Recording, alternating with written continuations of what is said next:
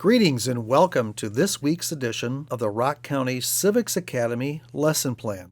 The Rock County Civics Academy is a production of Common Sense Reestablished. This LLC was founded by Richard Gruber, Paul Murphy, and Dwayne Severson. CSR is a communications company that provides educational programming on topics of a public interest and is not affiliated with any political party and is committed to common sense-based principles as espoused in the United States Constitution and Bill of Rights. Our programs are nonpartisan. That is, we are not affiliated with any organized or even unorganized political party or political movement. This series of presentations is made possible through the support of our growing list of benefactors, including Big Radio,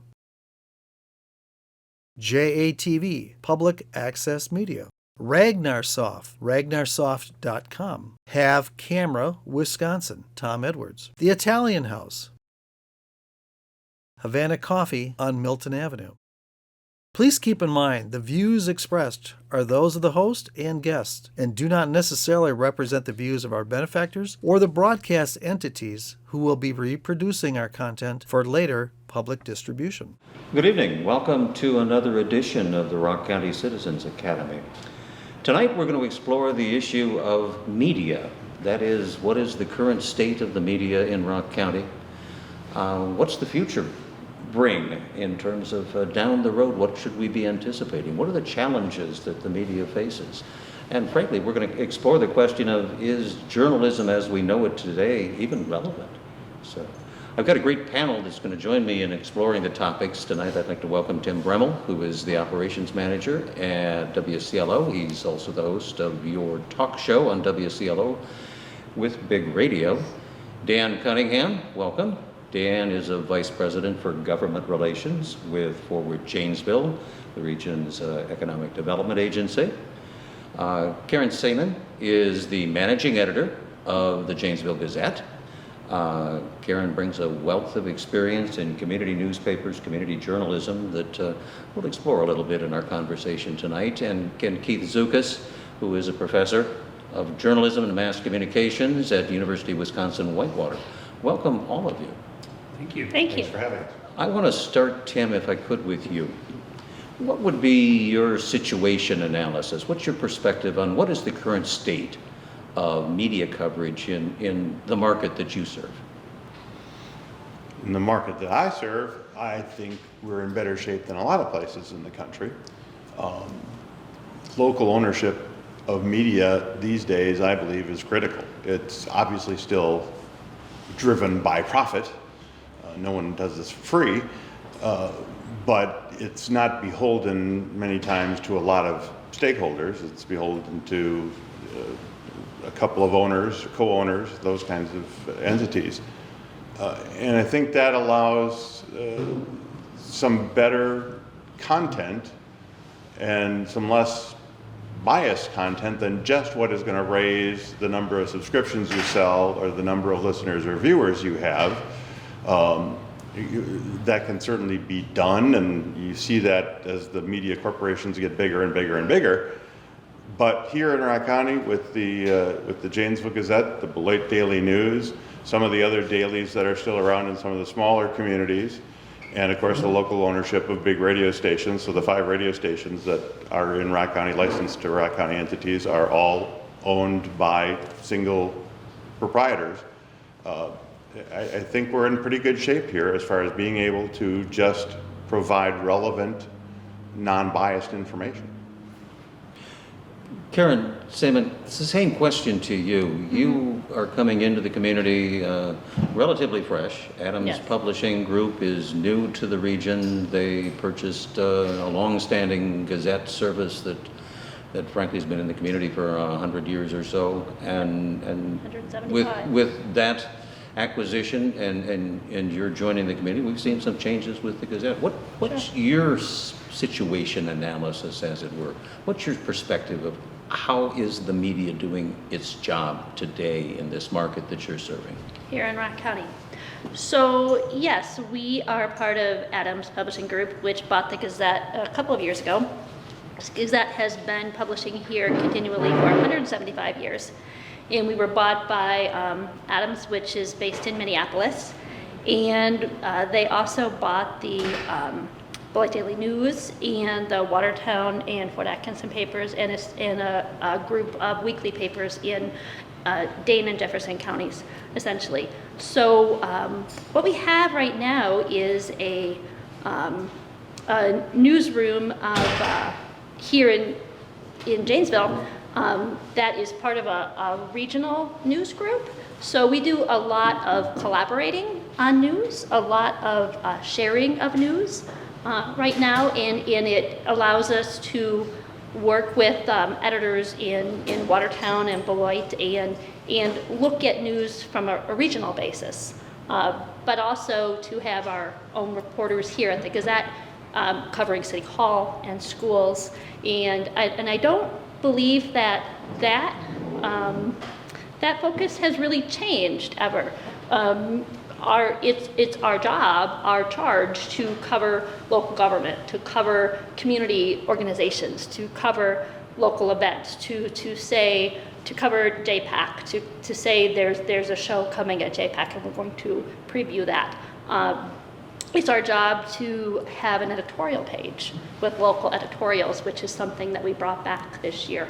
And we brought back an editorial board this year. So I feel like all of the pieces that have been here at the Gazette are always here.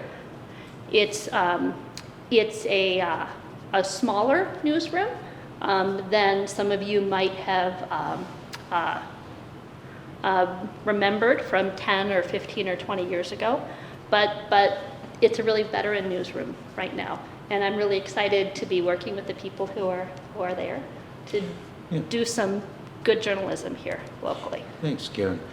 Dan Cunningham, from a business community perspective, how important is objective, fair media structure in a community to ensure it grows in a way that we're all comfortable?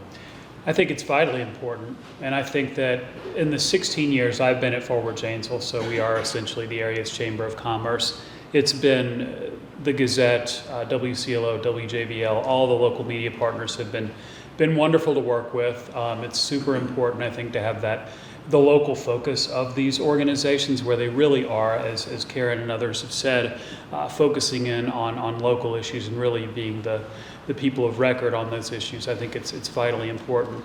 It's also important how accessible our media is.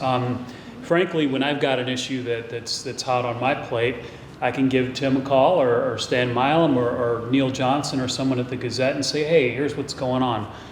Would you be willing to write a story? And they're always very receptive to picking up those phone calls and maybe having me or someone else on if the issue is relevant. So they want to be great partners in this community's success. And I think that's super important, and I think that's a real benefit of local ownership and frankly the longevity of these organizations. It's been a real asset to the community, and it continues to be so. I do think it's important that it continues in that manner. I think for our community to continue to do as good as it's been doing, frankly, for the last couple of decades. As we look forward to projects that may or may not happen in the community, I think the media is going to be a very important partner in getting out correct and accurate information about projects. So you think about the Woodman Sports and Community Center. There's a lot of information flying around about this project. I mean, I think it's the media's job to find and search out that correct information and report that so that the misinformation can be tamped down, frankly. Okay, thanks, Dan. Dr. Zukas, you're producing the product that's necessary for us to have adequate news coverage in the future. You're putting the journalists through the rigors of education that will ultimately be serving our community. How has this market changed from your perspective, and has that change affected how you're preparing these students? Sure. Well, of course, the economics have been difficult over the past few years through the pandemic, and so it's important to focus more on our audiences, what they need, and what we can provide them through that difficult climate. But now coming out of it, I think we're really seeing a rebound financially at our newspapers and our media on campus through the advertising that we need to get, and through our coverage, we're connecting more with audiences again. So our readers, our viewers of our other student media, they're putting comments on our websites. They're sending us letters to the editor again. They're contacting us about stories that are important to them. So I think we're almost doubling down on the engagement these days to make up for the lack of it over the past few years. And that's really our goal getting through these past couple of years, was to bridge the social distancing gap. And I think we're continuing that forward, and I think students are motivated by that and excited for the future and possibilities. I want to talk about the specific products that each of you bring to the table for the community.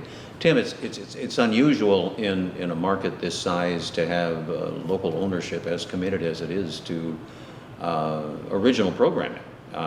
In a given week, WCLO produces 20 hours plus of original programming that is full of news and other information that your listeners are really anxious to hear. That's a commitment that, as I say, is unusual. How strong is that commitment, and what do you see for the future at CLO and Big Radio in terms of maintaining that influence going forward? Well, as I get older, it's harder for me to see too far into the future, but I think as long as the current ownership is in place, we're in a good place. That comes from Scott Thompson, who was the first owner of some of the stations in the Big Radio Group, and now his son Ben, who were old broadcast guys like me, at least Scott. I say old lovingly, by the way, Scott. But you know, you were schooled in the tenets of journalism in broadcast school, even though they didn't call it that. But it was about how to go get the story and how to present information to listeners so that you didn't shut anybody out from the conversation. The whole goal of broadcasting is obviously to garner as many people's interest as possible. We've now not gone to narrowcasting across the airways, but we've certainly gone to half-casting, as I call it, which is, if you're talking about talk radio these days, you only care about appealing to one side or the other a lot of times. It's difficult to maintain that balance. I think it's harder work, as I've often said.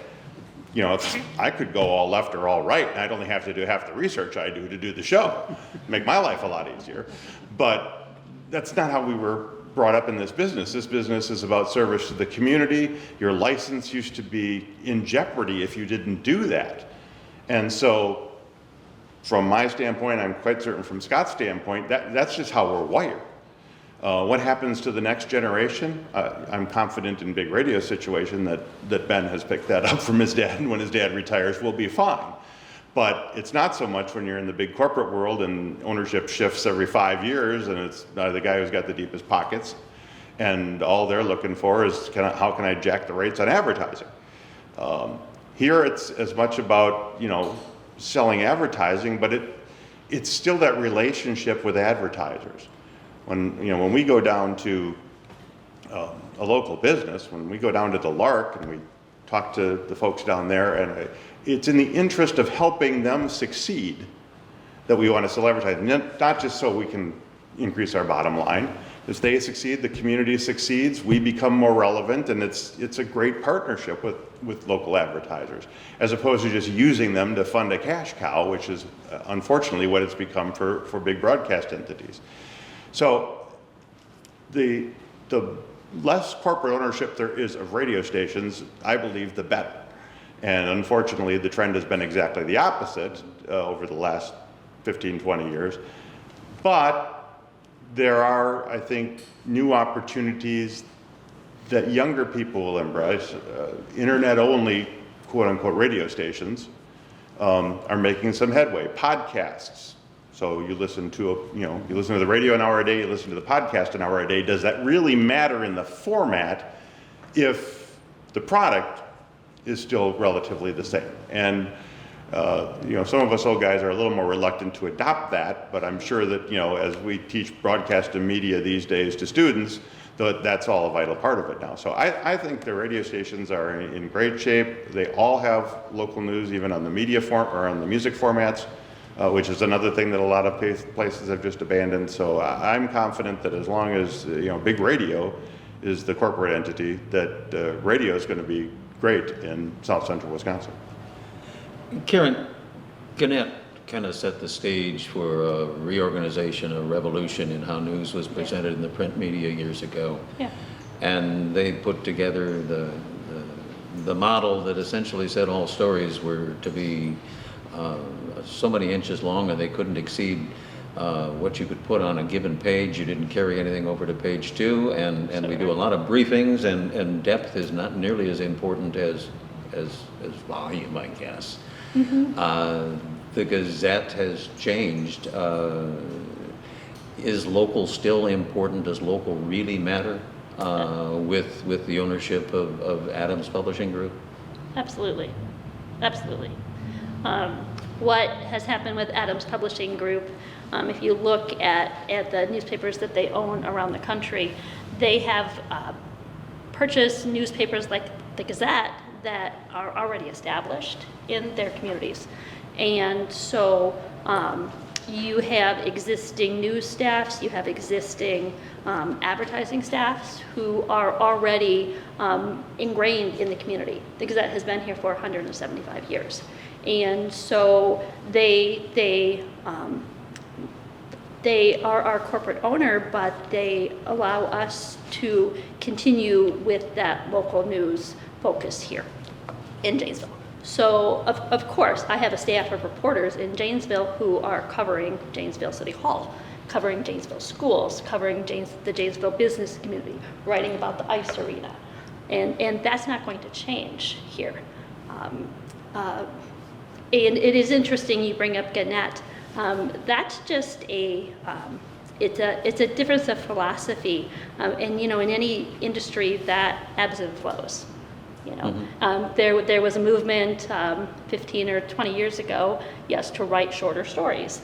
That was definitely, I remember that movement. I've been in the industry for about 30 years. And then, but there is something to be said too for those longer stories. Those stories that are you have a really veteran, really good reporter and writer who can carry that long story and really dig into an issue and really explain why this is important. So the best newspapers have a mix of that. And the way you do that, if you watch our staff, for instance, is a really good example at the Gazette. The way you do that is you have a mix of reporters. You have very veteran reporters who can carry those long stories, and then you have mid-career reporters who are getting pretty good at that, and then you have junior reporters that you're teaching, and they're doing more of the shorter stories. So it's all about managing a news staff and knowing the skill level of your reporters, and so you end up with a mix of stories. And it comes back to the issue of available resources. How many reporters do you have available? Absolutely. What are their skills in What trade? are their skills? What are Yes. their abilities to get out in the field and ferret out the difficult stories? That takes us, Keith Zukas, to you with you in the classroom and having your students also in that incubator that you've created in both print and broadcast media at University of Wisconsin-Whitewater. What's the training cycle? Is local really something that you teach and try and instill into the students that you're working with?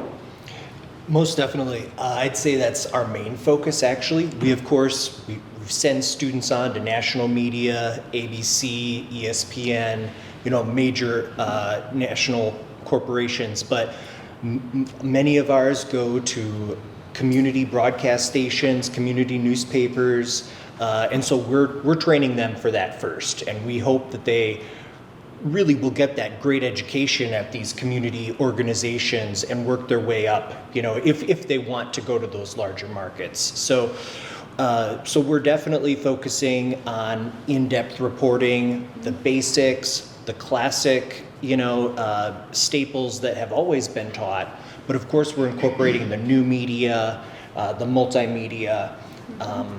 There are trends and language now, mojos, mobile journalists, backpack journalists, but I do think we want to be careful of asking too much of these new young folks, because they do have a preference toward writing or a preference for photography or TV.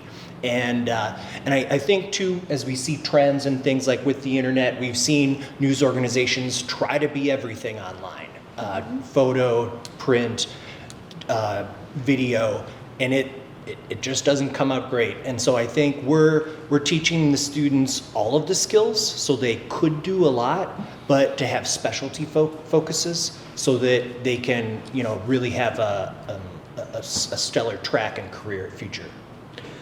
Dan Cunningham, from an economic development perspective, how important is it to have a local media source when you're out there recruiting a business to come to the Janesville area? I think it's very important, and there are a couple reasons why. I think that companies that are thinking about locating here go and read the local paper, and they listen to the local radio stations, and they find out what's going on in the community.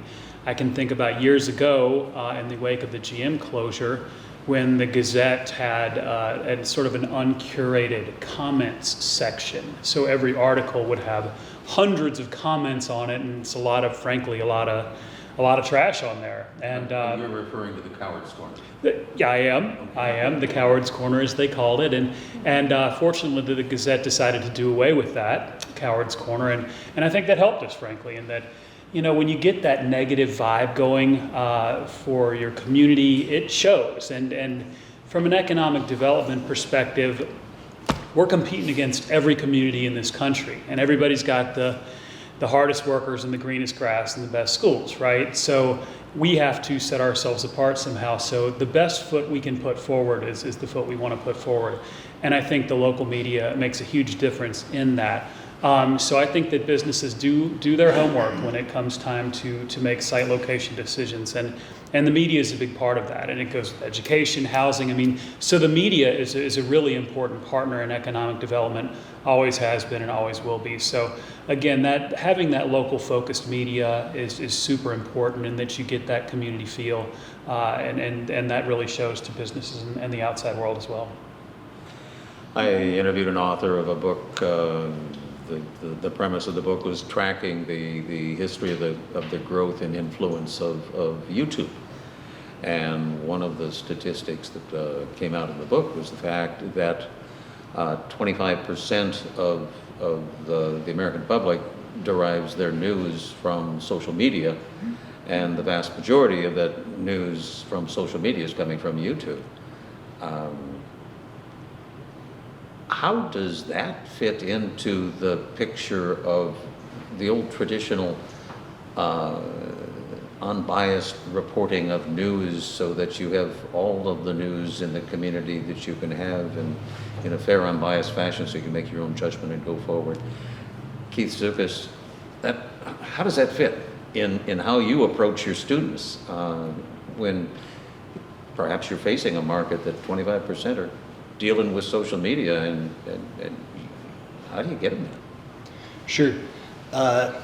I think by the time a majority of us are aware of the new social media trend, it's already starting to fade away, it seems. So we try to teach them the skills to adapt, of being able to tell stories. We're trying to use this word storytelling more, which is a bit of a looser term maybe than capital J journalism. And so that's maybe more adaptable to all of these different forms of storytelling that would change depending on how much time you have in a really short TikTok or a YouTube video. So adaptability, I think, is how we're dealing with that. It's funny, I did an informal poll of wait staff at one of my favorite restaurants the other day. And I asked the question, do you pay attention to what's going on in your local community? And of course the answer was sometimes. And my next question was, well, what's your source of information that you get from, where do you get your information about your local community? And 90% of those that I was chatting with, and I put them in the age group, they were 17, maybe 16 to 35, they said, we get it out of social media. What are your first choices? Well, TikTok and Facebook. And Karen, how does the Gazette respond to trying to penetrate that market? That is a great and question. capture the folks that are out there? Because that's your advertising revenue of the future. Absolutely. That is a great question. And we absolutely have a presence on social media. We're on Twitter and on Facebook. That is part of what I do every day. What it looks like is we have, we produce content that goes to the print paper. We also send that same content to our website, and then the links from the website go to Facebook, to Twitter, and so we are watching those analytics every day, and that is part of my day, seeing where that traffic is coming from. I get reports from our digital production office every day. I get an email saying, these were the stories that people were looking at on the Gazette website. This is how long they were staying. They were lingering to read this story.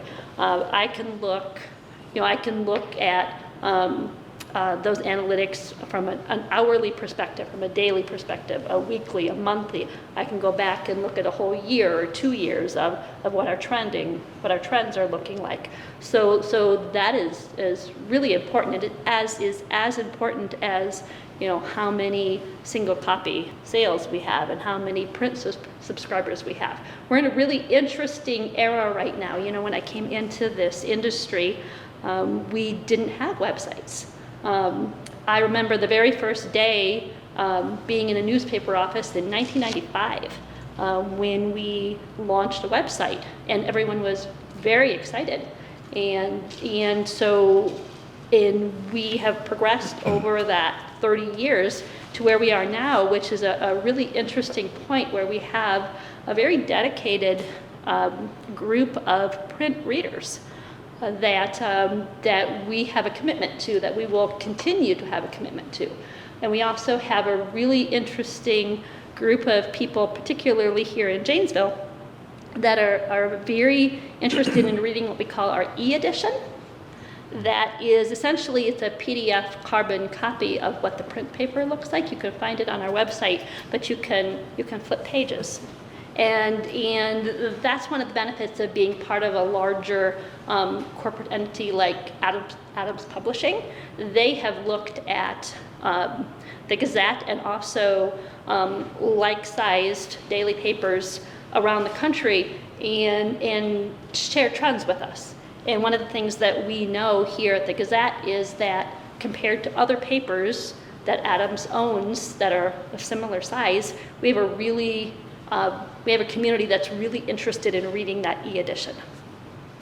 On some days, even more so than just looking at the straight website. So those are some of the things that you can do. The trends that you can see if you're part of a larger group, that they can compare us to other papers in our news group, and it's all internal. And they can share those analytics with us. So interesting, very interesting. The changes that you go through. Tim, I want to talk a little bit about the evolution of radio from the first day that KDK and Pittsburgh signed on. The first revolution that you had was 1939 when FM radio was introduced, and it took a long time for it to take hold. We went through that period of time where AM radio was in direct competition with FM as a medium, and AM had to change to survive, and you had some gimmicks that were tried at that stage in time, trying to put a stereo signal onto amplitude modulated radio frequencies is a really challenging endeavor that didn't work particularly well. But out of that came the birth of talk radio, and that was a new product that changed the whole direction of AM radio. Now you're at the forefront of what I kind of view as the next major evolution for radio going forward. You've talked about internet-only stations and narrowcasting. And how do you respond as an industry to the challenges of reaching this new audience that is so dependent upon non-traditional sources for their information, their news, their entertainment? How do you respond? Sometimes with disappointment. I have always been an advocate of understanding the next generation's interest, and not even necessarily generation. Sometimes it's just the next set of high school students or whatever it is. It's that broken. And that upsets people that are in the tried and true, and we're not deviating from the course because this has always worked for us before, folks. And I remember sitting down with Skip Bliss probably about the same time that Karen is referencing, talking about the internet. And radio in particular at that point needed to be there in that space. And we could get nowhere. The very first WCLO webpage address was a page that I put up on my personal account because I couldn't get the company to do it. And so if you want to start with the HTTP, it was http://pages.prodigy.net/tbrummel/WCLO.html. Say that 3 times fast. Yeah. I committed it to memory only because I typed it out on like 14,000 little slips of paper that we passed out at the fair going, here's our website address, so people could, because they'd never remember. So I get that, and it's new and it's fresh and it's fun, and you know, while CLO is missing, they must not be new and fresh and fun anymore. So we've always had a presence. I think we've learned to right size it. I think that the mistake that some people make is thinking that social media is a great place to find out a bunch of accurate information. Social media is an advertising platform. And if you scroll through your feed and you're really paying attention, half the things that seem like news, you won't believe what Queen Elizabeth said just before she died, is really, we call it clickbait in the industry, but they don't have any interest in communicating information. They have interest in you clicking on that so they can direct you to a site they control where they control the advertising content. So what you put on social media has to be appealing to the audience, not because you want them to consume it on social media. You want to bring them back to your main platform so that you can actually put value in your advertising product, especially for media companies. And so we put enough of a story out there, much like the Gazette does. That was all established under the same ownership at one point, so there's a lot of similarities still between that. But if you click on it, because you read the thing and it says the Janesville City Council last night voted 4-3 to approve the financing for ... and you go, oh, I want to know what they found. That shoots you right back to the WCLO main webpage, and I think the Gazette does much the same. Right. And there we can control what shows up in the sidebars and the top bars and where advertising is placed and that kind of thing. And that makes it lucrative. So I don't consider social media a place where we have to deal with people consuming the product. We just have to use it as an advertising vehicle to channel them back to the main product. When it comes to YouTube and that stat has been out there in various forms for years. When my kids were growing up, it was kids got their news, young people got their news from The Daily Show and whatever other late night shows were out there, Colbert, whoever, because they didn't sense that and even those shows have become more biased in their presentation, but they didn't sense that there was, any preference. That if it was funny, it was funny. It didn't matter if it was Republican or Democrat. They just threw it out there. And so they weren't. I don't think they were really claiming that they were getting a good source of news. But what they were looking for is an unvarnished version of the story. I don't want the bend. I want to know what really is happening. And so I think the takeaway for me is it doesn't matter to me where it is. I can do your talk show with the camera in front of me and have Dwayne film me and put it up on YouTube just as easily as I can do it in the studio. I just don't have a persona for television necessarily, so I prefer the non-camera version, but it translates the same. Because what you're doing is paying attention to the content and the presentation. And as long as we do that, I don't care what form of social media comes across next, local media will be fine. Well, that kind of goes to the capture line that we throw on all of our social media advertising. Tune in to our broadcast to see a face that was obviously intended just for radio, and that's what they get from me, and that's how we get our viewers. So, and it tends to work. Sure. It's a different market out there. Your thoughts, Keith, as you're hearing some of the ideas and approaches that are coming forward. How do you bring that at home? Bring it to home with your students.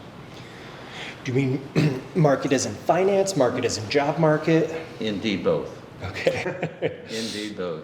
Sure. First and foremost, I guess, is that they need to understand that they received an excellent education and they need a good paying job to come out the gate right now in this economy. And so they need to find a good workplace that is going to pay them well, have good benefits, and respect them as employees, and not drive them to death in their first few years. And so invest in them. So we're making sure that they're confident in that, and that they do have some power coming into the market. And through their education, we're of course having internships on top of the coursework, so they're gaining experience so that they can be prepared for hitting the ground running when they take on these professional jobs. So in terms of labor market, similarly, there's always these clickbait stories of, oh, these jobs are going down, or there's not as many of these or that. I've always taught that journalism is what I call an elite industry, where we're not pumping out tons of nurses or tons of workers in a certain field because there can only be so many opinion leaders. There can only be so many newsmakers. There never were tons of journalists to begin with. Sure, of course, there was the glory days in the late 20th century, but it still has never been nothing like other industries. So I tell students not to be afraid of that, and that I think their biggest challenge is if they want to stay in a specific geographic area, that's their biggest challenge, because there might only be so many jobs in a certain area. But if they're open to move around the state of Wisconsin to different communities, then they have the world is their oyster for different types of jobs. So that's how I feel in terms of jobs. Similarly, in terms of pay, as I said, I think they need to be stern in demanding good pay. The journalism has survived the recession. It's survived the financial crises. It's rebounding. Our student media on campus is even doing very well with advertising. We're squeezing advertisers in. And also, I think journalism coming under threat in the past few years, we're getting donors that have never donated to us before, and they want to invest in quality news and the future of these students. So I think I'm showing them an optimistic future. Dan Cunningham, how do you interact with the media today in your role trying to bring business to this community that might be different than what you did 16 years ago when you started in this community with Forward Janesville? Yeah, things have changed a lot, and sometimes I feel like the world may have passed me by because my focus really has been for these last 16 years about how to conduct an advocacy campaign, right? So how to get the government to agree to do the Interstate 3990 expansion. So we started that project back in 2009. And back in those days, the name of the game was, okay, you need to do a press conference where you need to get a bunch of news cameras and get on the 6 o'clock news or whichever local newscasts you're concerned with. You need to get before editorial boards and get them to write good editorials about your project, and you need reporters, print reporters, to write good stories. And that was about it, right? And so we thrived in that world, and it went well, and so now the Interstate project is complete. However, today, with the advent of social media and some of those other things, I feel like my organization and a lot of organizations are a little bit behind, frankly. And we can all call ourselves social media experts because we have Facebook pages, but that doesn't necessarily put us on the cutting edge of anything. For example, my 9-year-old daughter today somehow downloaded TikTok onto her iPad and had uploaded 7 videos in the time I was sitting on the couch waiting to come over to this thing tonight. I have no idea how to do that stuff. And I know we're all dinosaurs and everyone will say, oh, I don't know how to do this stuff. And my kids all do, but it bears watching, I think. And it's something that I feel like I need to get on top of. I mean, I feel like maybe Facebook is something we've all sort of mastered at this point, but now my kids say, Facebook is terribly boring. I don't go on Facebook. The Facebook is for you. Mm-hmm. TikTok and Snapchat are for me.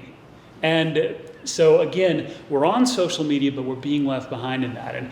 And so professionally, I think I need to get on top of this a little bit better. There are organizations in town that are doing a good job on some of these alternative platforms. The Janesville Convention and Visitors Bureau has an excellent TikTok page, frankly, and I am on TikTok. It was a pandemic thing where my wife said, you should download TikTok, and I said, what is that? And now I'm completely hooked on it because it is fun, right? Where Facebook might feel a little bit of a slog, TikTok's kind of fun. And so I feel like me personally and as an organization, I need to get on the right side of this. So I got some work to do, frankly, and I can call myself a social media expert, but I think that would be a little disingenuous. But yeah, the media campaigns that we run have certainly changed rapidly over the years, and we've got to catch up for the next big priorities that await this community. Our topic tonight is the status of the media in our area, in our market. What is the current, where do we stand, and what should we be looking forward in the future? My guests this evening are Tim Bremmel, who is the operations manager and host of your talk show on WCLO, representing Big Radio. Dan Cunningham, who is a vice president with government relations with Forward Janesville, the local economic development agency. Karen Seaman, who is the managing editor of the Janesville Gazette with Adams Publishing Company, and Keith Zukas, who's a professor of journalism and mass communications at the University of Wisconsin-Whitewater. I'd like to suggest that if anybody in the audience does have a question for our panel, my partner in crime, Paul Murphy, will be around with some cards for you to fill out, and we'll deal with those before we finish things up at the top of the hour. I want to get into some of the specifics of how you're reaching out and getting into that audience of the millennials and the Gen Xers and some of the specifics that you've got to do if you're going to continue to be relevant. And maybe I'll start with you, Karen. What are the tools that you're using? That is a great question.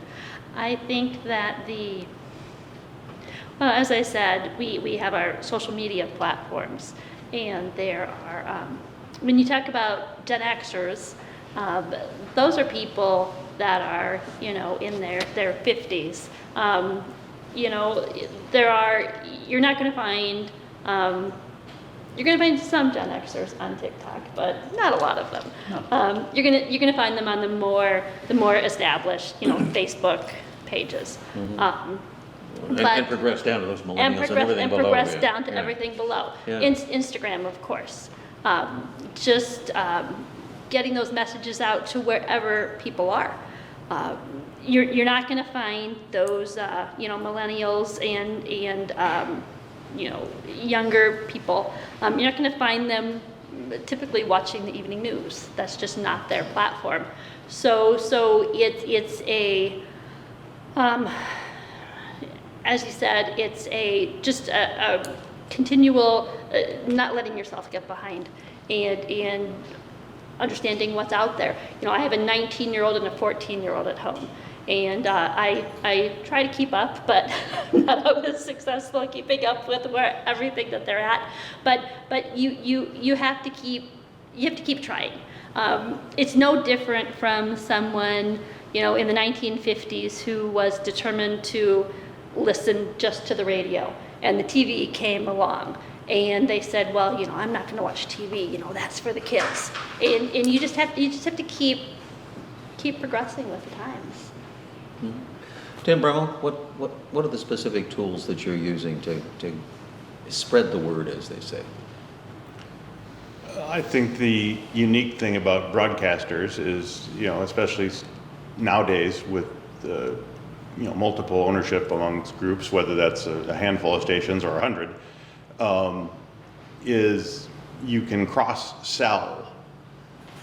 It does me no good to post a, you know, 5-minute bit or whatever that happened on the talk show, if we were to film that and put it, because that audience simply doesn't care. The millennials are not into worrying about whether we spend tax dollars or not on a project, or whether it, you know, or how much the property taxes are going to be increased by a project. They could care less. So what I believe is that you make small steps in brand recognition. So we're not telling that whole story over, but boy, we're going to make sure that if we can find a way in there to link back to school closings, that's relevant when there's a blizzard in the morning to a, you know, 16-year-old. You know, that's becoming increasingly harder as well with technology and the school systems, call-out systems, and that kind of thing. But there's still, for a lot of people, that idea of hearing your school's name among the list and going, yay, or, you know, we're not there. So you kind of got to pick content that is complementary to that age group. So in the case of WCLO, we're not spending a lot of time worrying about TikTok or Snapchat or even Instagram, because our prime demographic starts at about age 30, when people become homeowners and parents and have to participate in school board meetings and pay property taxes and all that kind of thing. So that's where we spend the majority of our time. But the formats, like our mostly 90s format, the beat as we call it, is definitely more consumable to a younger audience.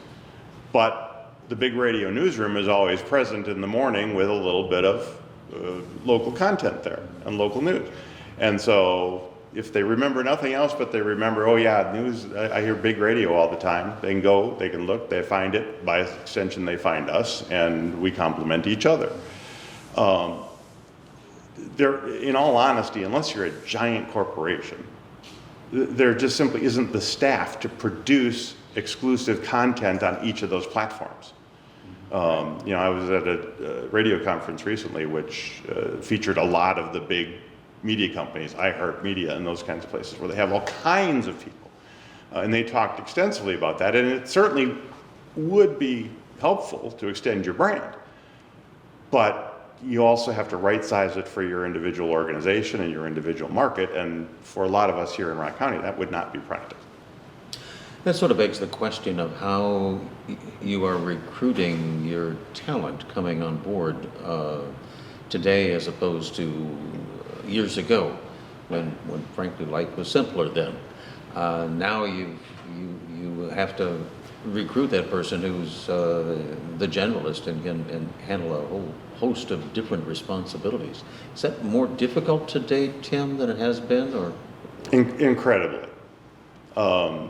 And what you find is younger people don't like to be pigeonholed for the most part. You know, if I'm looking for a news person and I just do it as a journalist, I get much less response than if I say an afternoon show host. Among the responsibilities of that include delivering a newscast. They're fine with that idea, but they don't want to be pigeonholed into something that in all honesty, for a lot of younger people, entering the market sounds boring. Delivering news all day long, I don't want to do that. But it becomes important over time. And we have the makeup now of even WCLO's staff exclusively to the other 4 radio stations that we have in Janesville. There's not a person on the CLO staff anymore that isn't doing something else that's not WCLO. You just need to have that, and I think you could probably interview a dozen different employers and find out that's pretty much the case. You need that level of efficiency in order to maximize the time that you get from everybody that's employed by you. So it's harder to find people. It's harder to find people in what is considered to be an older business. I don't know how Karen would weigh in on that, but radio is not as glamorous as television. It's certainly not as glamorous as to a 19-year-old as being a TikTok influencer who has 1.2 million followers. That radio seems like, oh, I don't want to do that. But you find your ways to make it appealing, and hopefully you go to the local universities and you get some recruits and find people that you can work with in that regard. Partnerships are important. I was asked Karen that very same question. How do you adjust your recruiting, and how difficult is staffing anymore when you can't have just a general beat reporter? They've got to be doing something with a lot of different hats. Well, that's an interesting question, because when I look at my newsroom here in the Gazette, we actually have, we're doing the same thing that we were doing 20 years ago. It starts at a newspaper with us just being writers. We all started, we could all sit and tell our story about when we discovered that we wanted to be a writer and that was going to be our life work. And some of us in our newsroom were English majors, some of us were journalism majors, but we all have that base of wanting to write. And we all also have a base as journalists of just being curious. We talk a lot about that just among ourselves in the newsroom. What you need as a journalist is to be curious about your world. And we actually, when we're recruiting new staff, new reporters, it's one of the standard questions that we ask them in an interview. We say, what are you curious about? Or can you give us an example of a time when you were curious? And listen to what they say. And so as a journalist in any size town, in Janesville or in Madison or in New York City or in London or a little tiny village in northwest Wisconsin, you have to be able to walk down the street and look at your world around you and ask, why is that like that? And say, you know what, I'm going to do a story. I'm going to go ask some questions of the owner of that building or the owner of that business or that city council president and ask them why that is like that. And so being able to write and being able to be curious. But then when you look at what we do on a daily basis, we have somebody covering City Hall, which we had 20, 30, 40, 50 years ago. We have somebody covering schools. We have a photographer. We have somebody who goes to the police department every day and looks up the police reports. We have editors. The structure has really not changed. I'm still editing stories like I did every night 20 years ago. So you can talk about TikTok and social media and different platforms, but I view all of those as just tools for getting our content out. It doesn't matter, whatever the platform is, 5 years or 10 or 15 or 20 years from now, you're still going to need people in a newsroom, if it's a print paper, or even if it becomes all e-edition or all website content. You need people who know how to write and who can be taught how to cover news, how to ask questions, but you need that innate sense of curiosity. And that hasn't changed I would say, in the 175 years that the Gazette has been here in Janesville, that hasn't changed.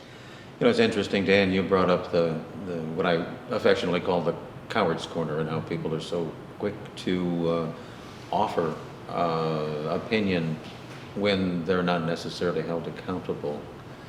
And one of the elements of journalism and journalistic ethics is the reporter is actually accountable for the content, the substance that is there. As you talk to schools, is that a message somehow that you're able to convey? Because you're in the business of preaching to schools, I want to have job-ready graduates. What do you ask of the schools as it relates to that accountability and that ethical honesty element of the workforce you're looking for in the future? It's a very interesting question, very interesting, and I have to gather my thoughts about it. It's, one of the things that I've said to kids, and as you mentioned, I do occasionally. It happened a lot more before the pandemic, but I would go over to high schools and chat with students and do entrepreneurial programs and things like that. And it was always great to talk to them. But, just the knowledge that your digital footprint is forever. And, you see constant examples of people who are having to go back 15 years into their past and retract or explain, offensive tweets or things or comments that they've put up, because this stuff lives forever. And I'm trying to teach that to my 9-year-old and my 17-year-old as well, that you've really got to be careful what you're doing and saying, because it can come back to get you. There's very little anonymity anymore. I'm kind of glad I didn't grow up in this era because of the cameras and everything that is there, and there is not a lot of secrecy. In fact, I've got an app on my phone that tells me exactly where my son is at all times. A lot of parents probably have this very same app, and it's especially important when your son becomes a driver. But just the permanence of the comments that you make is something that we do try to stress to them, that just don't be an idiot, right? I mean, seriously, that's my message across a lot of things, not just social media. It's, okay, you're going to know somebody don't be that person, please, because it will come back to get you. But just the permanence of comments and things that you say can come back and get you. So there's the New York Times test, right? I mean, any email that you write, any comment that you make, any text that you send, would you be comfortable if that was on the front page of the New York Times? And that's something that I've said to them as well, the Times test, or the Gazette test, as it may be. Use any newspaper you'd like. Would you be comfortable if that was to make it out into the public? And if the answer is no, then delete. It's funny, political journalism is something that I've watched very carefully through the years, and believe it or not, the Wall Street Journal, which is noted as being somewhat of a conservative business oriented newspaper, produced for a while at least some of the best political cartoons that I've ever had the opportunity to enjoy. And one of them sticks out, and it goes back many, many years. It's 2 fifth-grade students standing in front of the teacher's desk. And there's a sign back behind the desk that says, candidates for class officers wanted. And one of the fifth graders is saying to the other fifth grader, I'd run, but I'm scared to death what they might find in my closet. There is some permanence to that digital footprint as well. How important is it, Keith Sukas, in the curriculum that you teach, that ethics and accountability are paramount to success in the business that you're hoping your students pursue? Sure. Well, I think almost every course of journalism that we teach has an ethics component to it. And one unit, and of course we even have an entire class about the ethics of journalism. So it's for someone who is coming out of school, has a journalism degree, and getting a job in news media, you can trust that this person has been trained. And they're not just a creative writer or someone, writing a blog online. And that's the difference in this new age too, is teaching all students when you go online is to look at the about page. Look at what kind of a source is this? Is this really news? Is it a column? Do they have certain funding from a certain political organization or not? So that's media literacy for all students in general. But for our journalists today, of course, we teach them about objectivity, the importance of that, of all trying to get all sides of the story, of being fair to your sources, not practicing gotcha journalism, like maybe, back in the day of surprising sources and things like that, because today we have to maintain good relationships with the same people that we cover, especially in small communities. You're going to be dealing with those people again and again. I think the bigger trouble is getting past the public relations, getting past the information directors of organizations and trying to get authentic voices so that you can get authentic news rather than a canned package. I think that's more of the focus today. Our journalists that we're sending out into the world aren't biased politically one way or the other. They're trying to get the story out there.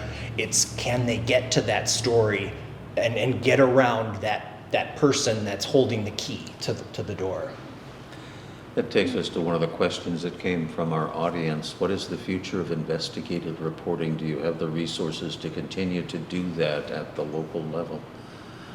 Which of our two media representatives would like to dive in on that one first? I should have Karen answer for me, and I'll answer for Karen. But no, go ahead. I like that idea. Karen, why don't you answer for Tim? I can answer for, and we'll see what we come up with. There absolutely is a future investigative journalism. And as I sit every day and I look at my newsroom, it's like any other business, honestly. You look at your resources and you look at your people, their skills and their experience and their talents, and you say, okay, we want to do investigative journalism. We want to do really good enterprise stories, those longer stories where we're really looking in depth at an issue. And you can go one of two ways at a newspaper the size of the Gazette. You can say, well, we don't have the resources to do that. Or you can say, we're going to figure out how to take the resources we have to do that. It means that there might be something else that we don't do, but that is all, that's a really important and valuable process too, to sit and look at what do we do, what kind of coverage do we do on a daily and a weekly and a monthly basis, and if we want to do those in-depth stories and the readers and the community see them as valuable, then maybe there's something else that we won't do that the readers and the community really aren't going to miss. And so we kind of play around with that. And if we take something away in order to put more, to keep the resources on the investigative and the enterprise kinds of stories, if we take it away and nobody misses it, then we say, well, the only reason that thing that we were doing was there was because it had just been there for a long time. And sometimes we'll take something away for a short period and we'll get lots of calls and emails and we'll say, okay, well, the readers, that was valuable to them. So we'll bring that back. And it's figuring out, it's essentially saying, if we want to do it, we can figure out a way to do it. Okay. Tim, the same question. What is the future for investigative journalism in our marketplace? I think it is important to differentiate the different strengths of the different media. Mm-hmm. And this has always been a stalwart strength of print media, mm-hmm. because you can take some time. You know, an investigative story that's not about, some major impropriety of an elected official or something can take weeks to pull together.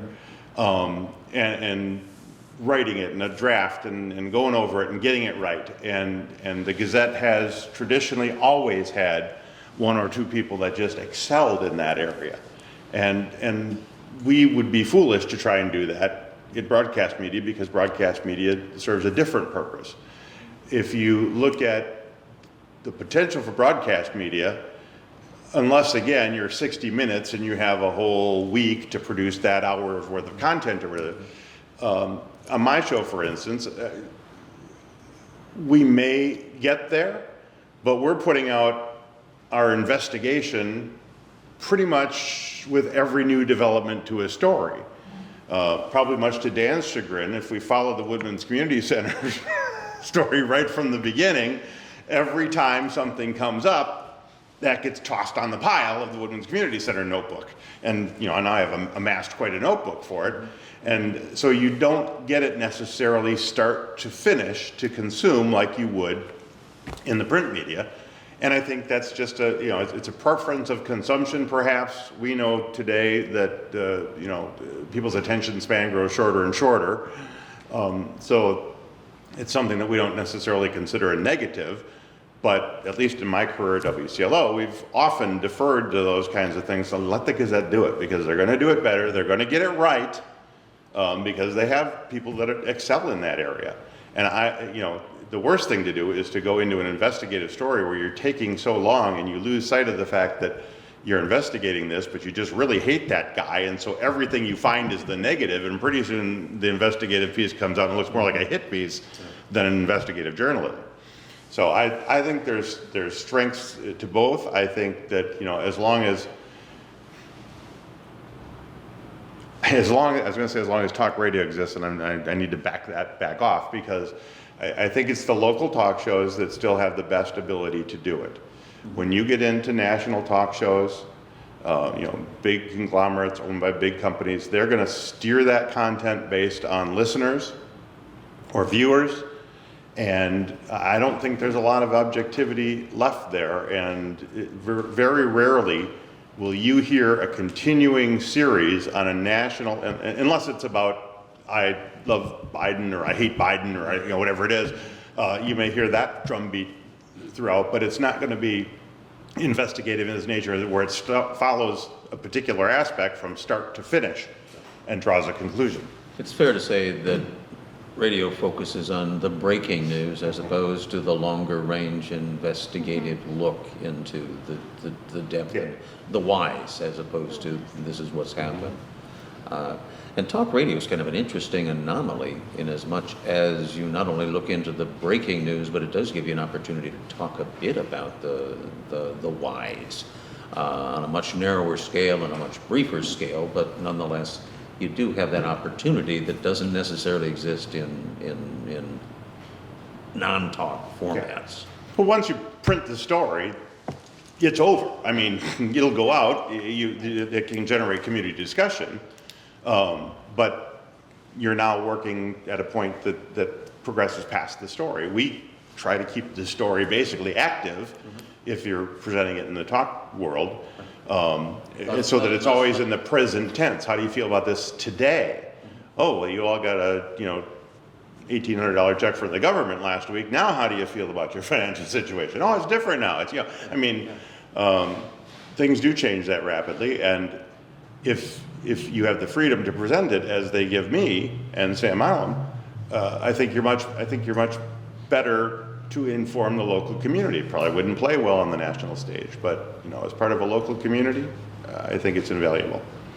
It's an interesting perspective. The print media and the broadcast media, they are very similar in some respects. They're very different in other respects. The audience that they're going after is very different, and the depth of what they can cover certainly is different. That's a pretty wide breadth that you're trying to instill within your student body to understand and become practitioners and successful practitioners. How do you go about that? Well, we're developing various emphases or certificates in the curriculum so students can focus in electronic broadcasting and media production, so a little bit more of that angle if they choose to go that route for radio or television. We also have some other special emphases, we have a new sports communication certificate, and sports journalism is a really big growing field and important for pulling communities together and So we try to have these special emphases and, of course, specific courses that cater to each of those. And students can choose between kind of different routes that they want to take. And, of course, they have a long list of courses, and they can kind of, make their way through their academic careers headed where they think they're going to end up. Interesting. In the couple of minutes that we have left, I'll go to each of you and ask if you have any final words or observations or thoughts you'd like to share about the status of where we're at and what we should anticipate in the future. Tim, would you like to start? I think, for as long as there has been radio, there has been stories of its demise with each development in technology. I think hopefully that continues to be proven wrong. There are certainly enough new technologies out there now that broadcasters and students coming into the world, they're going to have to work together. It is one of my great joys to work with younger people that have just graduated. We have a UW-Whitewater graduate that started with us 2 years ago, I believe, and she's stellar. Well-versed in a bunch of different disciplines within the broadcast business. She picks it up, she knows it. Plus she can inform me, what TikTok is all about and all those kinds of things, so that I, as an operations manager, at least have a base of knowledge that I can depend on to try and make some decisions. And I think as long as local radio, doesn't just do it because it's the way they always did it, you're going to leave some technology behind, probably because it's just not practical. But you're going to embrace enough of it to be sure that talk radio, music radio, news radio in one way, shape, or form remains a part of the community if the ownership is committed to doing that. Karen Seaman, any last words, any last thoughts? Yes, I think when you look at journalism today, you see a lot of new tools that we're delivering our content to you through. We're putting it out on websites, we're putting it out in e-editions, we're putting it out in social media. But the content itself really hasn't changed. Whatever the tool is in the future, you're still going to need writers, you're still going to need people who are journalists, who are curious about what's going on in Janesville and in Rock County. So our job is going to continue. It's just going to be a different platform. There may come a day, and I'm assuming there will come a day, I think we all assume this, where we won't probably have a print paper anymore. We don't know when that's going to be. There's no date of that. I think that will happen organically. We will come to a point where we realize this is the point where the print paper isn't here anymore. But it will be picked up by in some other format, but the message, the content will still be there. You'll still need the content providers.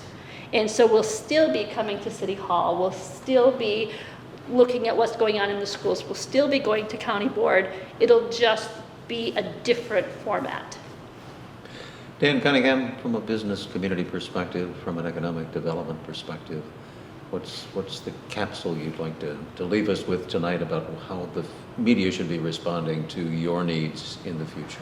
Well, I'd encourage the media to continue their local focus. I mean, there are so many stories to be written about local issues. I do as you know, Rich, I do a summary, I guess, of all the City of Janesville, School Board, Janesville, and Rock County Board of Supervisors meetings that are going on in a given week. I do this every Monday morning.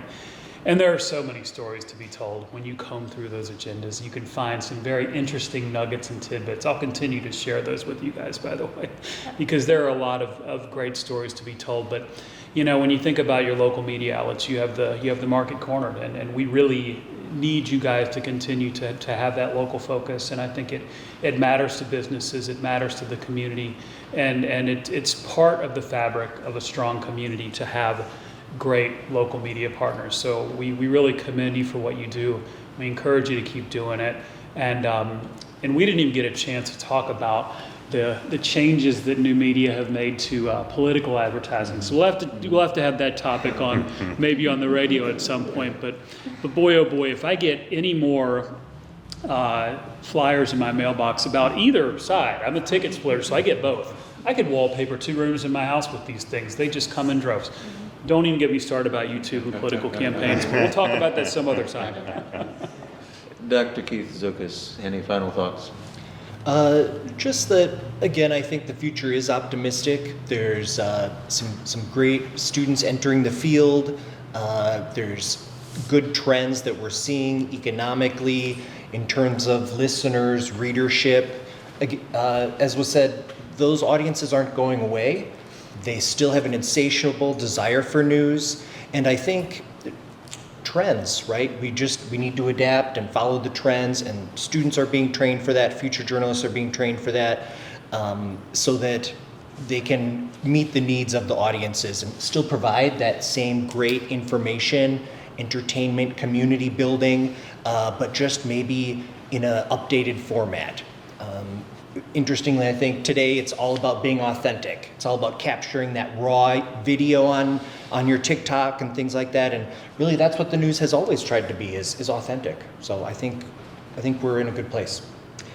Our guests tonight have been debating and discussing the topic of the future of the media in our region, something that's incredibly important if we're going to continue to be involved in making sure that we have the community that we want to have, a community that's sustainable, that's attractive and going to grow because we're involved, we're in touch, and we want to make a difference for the right reasons. I thank Tim Bremmel from WCLO, Dan Cunningham from Forward Janesville, Karen Seaman from the Gazette and Adams Publishing Group, Keith Stukas from the University of Wisconsin-Whitewater.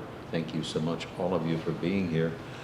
Next episodes of the Rock County Civics Academy, we're going to be taking up topics such as the Woodman's Community Center, the movement afoot one more time to see if we can't move the county fairgrounds to somewhere yet to be designated, and a whole host of other different, very local topics where we'll have experts, people intimately involved in those issues here for conversation on the Rock County Civics Academy. So join us. Our next program is scheduled for November 17th, and it'll be at 6 o'clock here at the Italian House, and we hope to see you then. Thank you again to the panelists for being a part of the program tonight. I would remind folks that the opinions expressed are those of the host and the guests, and they don't necessarily represent those of our benefactors or sponsors. Thank you again, and have a great evening. Our guests will stay around for a few minutes if you wish to chat with them after the show. So thank you so much. Good night. Thank you.